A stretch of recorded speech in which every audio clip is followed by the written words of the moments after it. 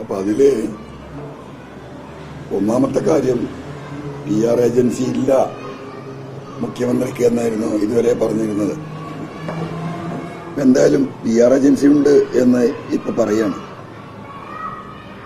എനിക്ക് ഈ വിഷയത്തിലാകെ പറയാനുള്ള കാര്യം,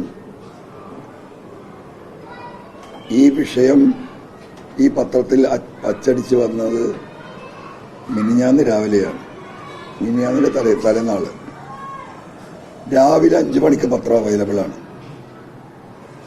വൈകുന്നേരം 8:30 മണിക്കാണ് കോഴിക്കോട് മുതലക്കുളം മൈതാനിയിൽ മാമി കേസുമായി ബന്ധപ്പെട്ട യോഗത്തിലാണ് ഈ പത്രം ഞാൻ ഉയർത്തിപ്പിടിച്ച് ഈ ചോദ്യം ഉന്നയിക്കുന്നത്. ആ പകല് പൂർണ്ണമായി കടന്നുപോയി. ഇങ്ങനെ ഒരു തെറ്റ് പറ്റിയിട്ടുണ്ടെങ്കിൽ എന്തുകൊണ്ട് അപ്പം തിരുത്തൽ കൊടുത്തില്ല? രാത്രി 8:30 മണിക്ക് ഞാൻ ഇത് പറയുമ്പോഴും തിരുത്തൽ കൊടുക്കുന്നില്ല. ഇത് മുഖ്യമന്ത്രി പറഞ്ഞതല്ല, ഇത് എഴുതി ചേർത്താണ്, ഉണ്ടായിട്ടില്ല. അത് കഴിഞ്ഞ് പിറ്റേ ദിവസം ഉച്ചക്ക് ഇത് വാർത്തയാകുന്നു. രാത്രി 8:30 കൂടിയിട്ട് വലിയ വിവാദമായിരുന്നു.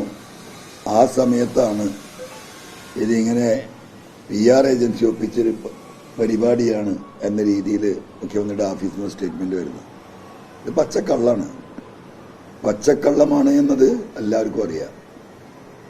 അതിൽ ആത്മാർത്ഥമായിട്ടാണ്, അത് തെറ്റായിരുന്നെങ്കിൽ ആത്മാർത്ഥമായിട്ട് എപ്പോൾ ഇടപെടണം? പിറ്റേ ദിവസം പത്രം കേരളത്തിൽ ഇറങ്ങുമ്പം മുഖ്യമന്ത്രിയുടെ ഓഫീസിൽ നിന്ന് വാർത്താക്കുറിപ്പ് വരണം. അതുണ്ടായില്ല. 32 മണിക്കൂർ കഴിഞ്ഞിട്ടാണ് പത്രം ഇറങ്ങി. രാത്രി 12 മണി വേണ്ട, രാവിലെ 5 മണി കൂട്ടിയാൽ 32 മണിക്കൂർ കഴിഞ്ഞിട്ടാണ് ഇത് വലിയ വിവാദമായി. ഈ പറയുന്ന ജനങ്ങളിത് സംസാരമായി. വാർത്താമാധ്യമങ്ങൾ ഇത് വലിയ ചർച്ചയ്ക്ക് വിധേയമാക്കി. ഒരു രക്ഷയും ഇല്ലാതായപ്പോഴാണ് ഇതുപോലെയുള്ള ഒരു നാടകം ഈ പറയുന്ന ഹിന്ദു പത്രവുമായി ചേർന്ന് ഒരു അഡ്ജസ്റ്റ്മെന്റ് ഉണ്ടാക്കി പുറത്തുവിട്ടിട്ടുള്ളത്. കാരണം നമ്മളതിൽ സംശയിക്കേണ്ട കാര്യമില്ല. മുഖ്യമന്ത്രി അതിനു മുമ്പ് നടത്തിയ പ്രസ്താവനയിലും പറഞ്ഞത് തന്നെയാണ്, മലപ്പുറത്താണ് ഏറ്റവും കൂടുതൽ സ്വർണം പിടിക്കുന്നത്, ഏറ്റവും കൂടുതൽ കള്ളക്കടത്ത് നടക്കുന്നത്. 150-60 കേസിൽ 129 കേസും മലപ്പുറത്താണെന്ന് അദ്ദേഹം സ്റ്റേറ്റ്മെന്റ് നടത്തിയാണ്. ഈ പണം ദേശദ്രോഹ പ്രവർത്തികൾക്ക് പോകുന്നുണ്ട് എന്ന് പറഞ്ഞാണ്. എന്തായാലും ഇന്നലെ വൈകുന്നേരം അദ്ദേഹം നടത്തിയ ഒരു പൊതുപരിപാടിയിൽ ആദ്യമായിട്ട് ഈ വിഷയം ആരംഭിച്ചിട്ട് കരിപ്പൂർ എയർപോർട്ട് എന്നൊരു വാക്ക് മുഖ്യമന്ത്രി നിന്ന് കേൾക്കുകയാണ്. കോഴിക്കോട് എയർപോർട്ട് എന്ന വാക്ക് മുഖ്യമന്ത്രി കേൾക്കുകയാണ്. ഇതുവരെ എയർപോർട്ടിന്റെ പേരുണ്ടായിരുന്നില്ല. മലപ്പുറം ജില്ല